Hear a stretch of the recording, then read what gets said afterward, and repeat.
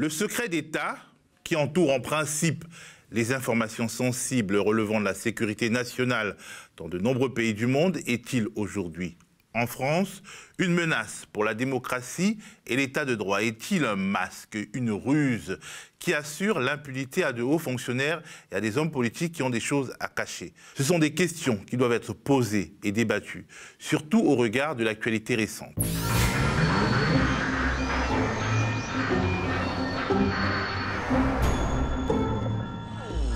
Le 3 mars dernier, à l'occasion de la Journée mondiale de la liberté de la presse, on inaugurait à Paris une place portant le nom de 3 journalistes morts lors de reportages à l'étranger. Camille Lepage, jeune photojournaliste indépendante, tuée en République centrafricaine en 2014, et aussi Claude Verlon et Ghislaine Dupont, journalistes à Radio France Internationale, enlevés puis assassinés à Kidal, dans le nord du Mali, le 2 novembre 2013. Un assassinat qui demeure non élucidé et nimbé de plusieurs mystères entretenus par l'État français.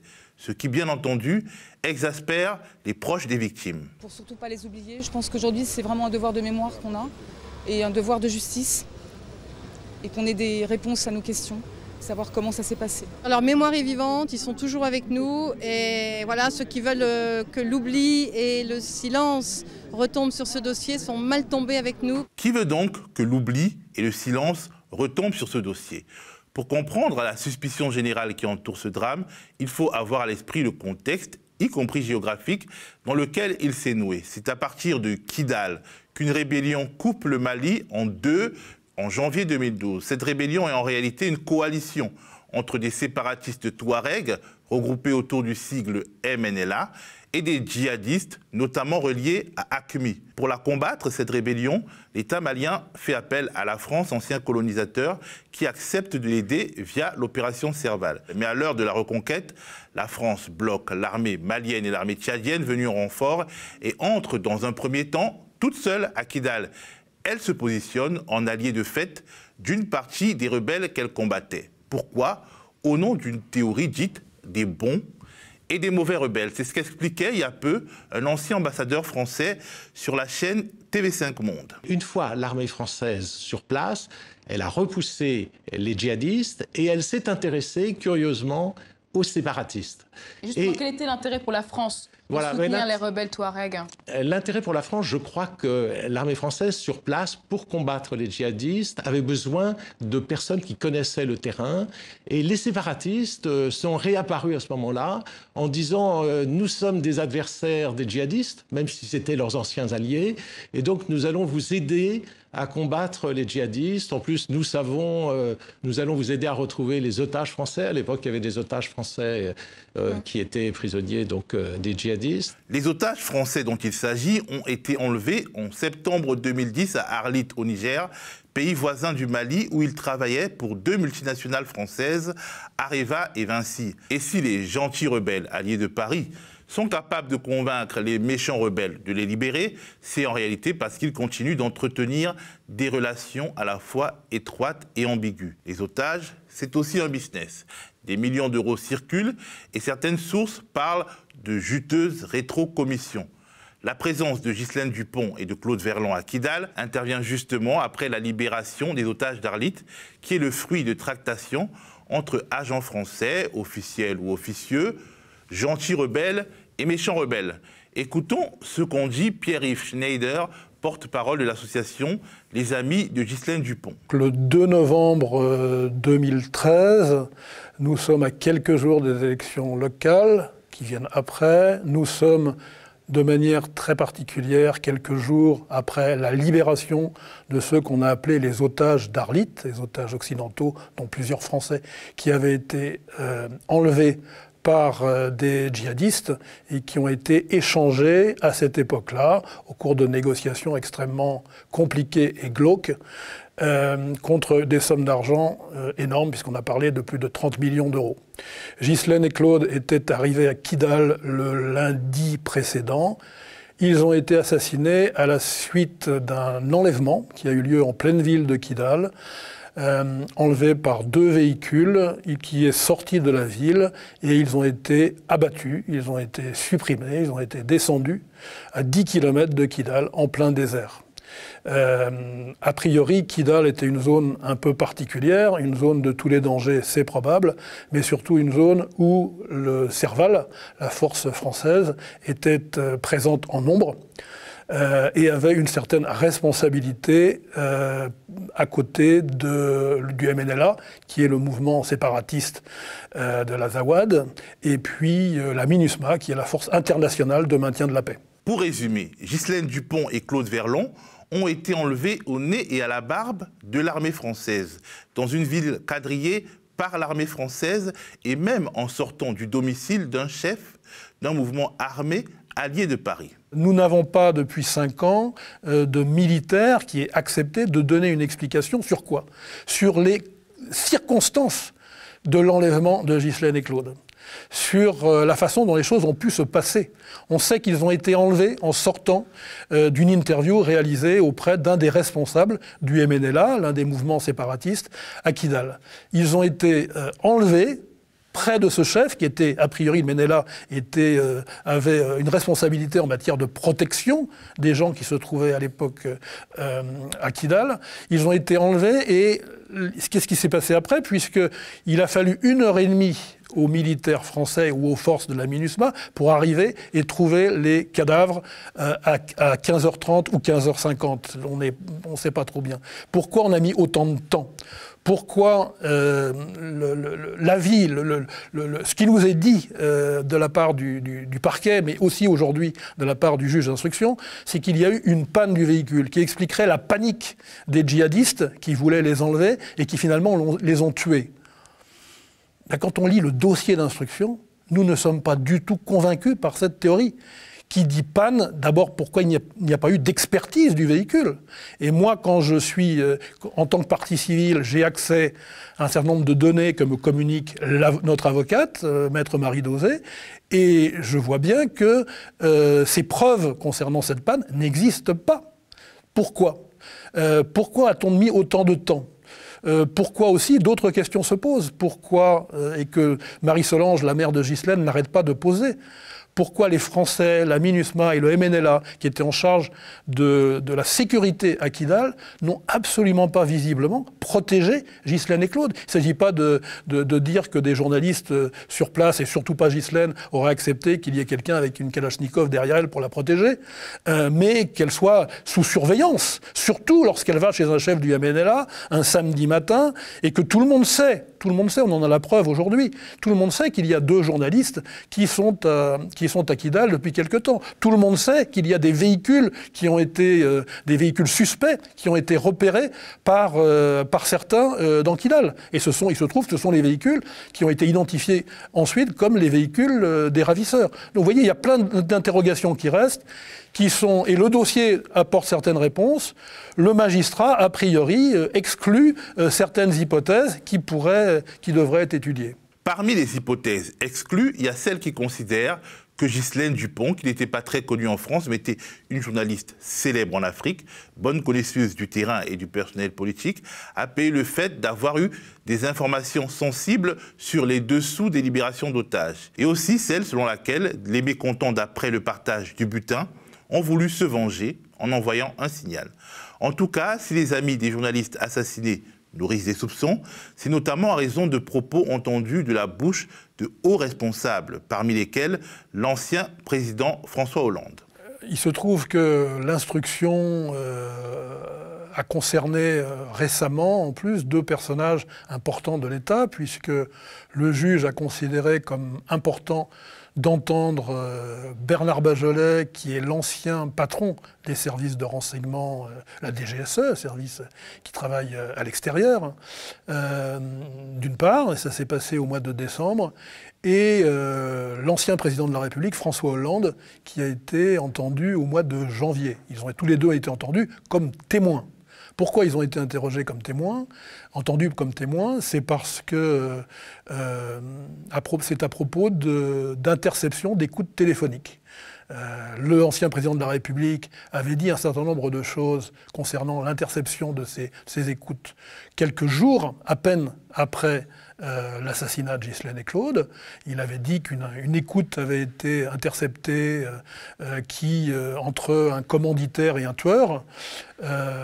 Et donc, lorsque ce sujet a été abordé plusieurs années plus tard lors d'une interview du président de la République, il y a eu ce qu'on appelle un off entre le journaliste concerné de RFI et puis le président, accompagné de 2 autres journalistes. Et le président ne se souvenait plus de ce qui s'était passé. Il ne se souvenait plus précisément d'avoir dit ça. Or, quelques semaines précédentes, Bernard Bachelet, le chef du service, donc le chef de la DGSE, avait reconnu, lui aussi en off, devant les mêmes journalistes, devant les mêmes 3 journalistes, que cette écoute avait bien existé, puisqu'il leur avait dit, bien sûr, cette écoute, ça vient de nous. Ça vient de nous. Donc, laissant entendre que la DGSE savait, ou bien que la DGSE était auteur de ces écoutes. Devant le juge, d'après ce que nous en savons, ils ont démenti, ou bien ils ont dit qu'ils ne se souvenaient pas. C'est-à-dire qu'ils ont perdu la mémoire. Vous savez, un journal de Ouagadougou a titré le lendemain de ces révélations par un journaliste de l'Express de ces audiences, il a parlé de l'amnésique de Tulle, ce qui était une expression un peu irrévérencieuse, mais qui expliquait quand même avec ironie qu'on ne pouvait pas se contenter de ça, qu'il y avait visiblement de la part de l'ancien président de la République des choses qu'il ne voulait pas dire. Encore une fois, il a été interrogé comme témoin, il n'est pas accusé, il est accusé de rien, mais on veut savoir. Et l'ancien président de la République nous a toujours dit, c'est surtout ça qui nous choque. Depuis le début, et on l'a rencontré, et à travers des communiqués, à travers plusieurs interviews, à chaque fois que la question lui a été posée, il n'y a rien à cacher dans cette affaire. Il l'a dit à Marie-Solange Poinceau, la mère de Ghislaine. Madame, vous saurez tout ce qui s'est passé, seconde par minute. Alors, la vérité, elle est où ? La vérité semble masquée, camouflée, entravée. Et le secret d'État est partout, omniprésent, révoltant des fois. Nous, dans notre affaire, la justice, le juge d'instruction, a demandé déjà à plusieurs reprises, en tout cas une fois de manière importante, ce que l'on appelle une déclassification des pièces classifiées, donc secret défense. Ça a mis 2 ans pratiquement à se faire. À travers la procédure officielle, on nous a dit, voilà, si ça prend du temps, c'est parce qu'il faut une procédure. Il y a une commission consultative qui regroupe quelques représentants de l'Assemblée nationale, du Sénat et des magistrats, mais qui n'est pas du tout satisfaisante parce que le choix des pièces qui sont déclassifiées appartient de toute façon, dans notre affaire, au ministère de la Défense. Et si le ministère de la Défense a des choses à se reprocher sur cette affaire, bien sûr, ça paraît logique quand même, ne va pas communiquer des pièces qui le mettent en cause. D'autre part, les pièces qui sont communiquées sont des pièces qui sont caviardées. Ce sont des pièces qui sont censurées. Donc on ne sait pas quelles sont les pièces qui justifiaient le fait qu'elles soient véritablement censurées. La censure, elle existe à propos de quoi dans cette affaire ? Elle existe lorsqu'il y a un risque pour des personnes. On pense évidemment aux agents des services de renseignement, par exemple, évidemment, dont il faut camoufler l'identité, ça paraît logique. Mais en dehors de cette possibilité de biffer des noms, pourquoi certaines pièces sont censurées ou n'existent pas dans le dossier? On ne le sait pas et on est incapable de le savoir. Et une fois que la commission consultative a donné son avis sur la déclassification, de toute façon, il appartient au gouvernement de décider de confier les pièces à la justice ou non. Il est évident que le secret défense est détourné par l'exécutif pour se protéger des yeux curieux des juges fouineurs, mais aussi pour protéger ses mensonges, voire les crimes dont il pourrait être sinon acteur direct, du moins complice, ainsi de l'utilisation d'armes françaises dans la guerre sanglante qui déchire actuellement le Yémen. Une guerre qui a déjà causé des dizaines de milliers de morts. Mardi prochain, les journalistes de Disclose NGO, médias spécialisés dans l'investigation, seront entendus par la Direction générale de la sécurité intérieure pour avoir mis en lumière des mensonges officiels sur les armes françaises au Yémen, via la révélation d'une note classée secret défense. Écoutons ce que nous en dit un des cofondateurs de Disclose, le journaliste Geoffrey Livolzi. Alors, cette enquête, elle dévoile pour la première fois un document officiel qui est une note de la DRM, donc la Direction du renseignement militaire, qui est une note confidentielle défense et qui était à destination de l'Élysée. et qui a été présenté en octobre dernier lors d'un conseil restreint de défense où se trouvaient notamment le président, le ministre des Affaires étrangères et la ministre des Armées. Et dans ce document sont évoqués la liste du matériel français, donc des armes que la France a vendues aux Émirats et à l'Arabie Saoudite au Yémen. Et dans ces listes, on retrouve des avions, des bateaux, des chars, des obus, des canons César dont on parle beaucoup. C'est assez détaillé et surtout, il y a plusieurs cartes, dont notamment une carte qui évoque les menaces sur les civils. La publication de ce document, il dérange le gouvernement parce qu'il le met face à ces mensonges, parce que c'est leur propre document finalement qui se retrouve aujourd'hui sur la place publique. C'est un document que leurs services ont produit et qui vient les faire mentir, parce que depuis des mois, ils disent le contraire de ce qu'il y a dans ce document. Ils disent nous n'avons pas connaissance que des armes françaises sont impliquées dans la guerre au Yémen, nous n'avons pas connaissance de victimes civiles, nous ne savons pas, ou nous sommes sûrs plutôt même, que ces armes n'ont pas fait de victimes civiles. Et finalement, on découvre dans ce document que les armes françaises sont présentes au Yémen, qu'elles sont utilisées dans les batailles. Dernièrement encore, en décembre, les chars Leclerc étaient impliqués dans des offensives de la coalition.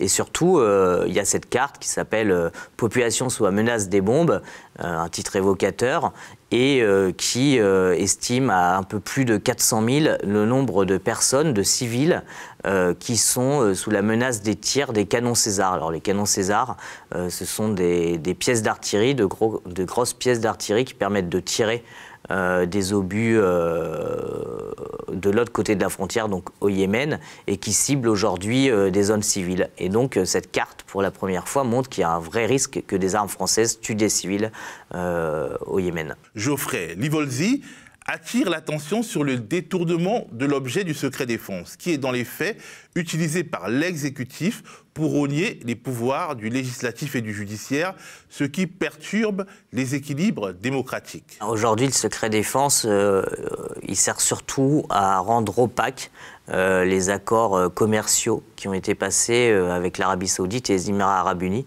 en termes de vente d'armes. Et pourtant, ces ventes d'armes doivent et devraient être contrôlées par le Parlement. Il y a aujourd'hui des députés, donc des représentants des citoyens, qui n'ont pas accès à ces informations-là. Dans ce document, c'est des informations que les députés n'ont pas. Ils font un contrôle parlementaire sur les exportations d'armes, sur le fait que ces armes ne sont pas utilisées contre des civils, mais ils le font sans avoir beaucoup d'informations. Donc ils n'ont pas accès à ces documents-là, notamment le risque pour les civils. Ils ne savent pas exactement quelles armes ont été vendues par la France. Ils n'ont pas le détail exact du type de fusil, du type de but, du type de bombe, de quels appareils exactement ont été vendus. Donc ils sont dans un flou. Et finalement, les documents qu'on a mis sur la place publique, c'est des documents qu'eux-mêmes, les députés, n'ont pas pour exercer leur contrôle. Donc il y a vraiment une volonté de ne pas permettre le débat public en France sur la question des ventes d'armes, en y opposant le sceau du secret défense. Que risquent Geoffrey Livolsi et Disclos suite à leur convocation par la DGSI?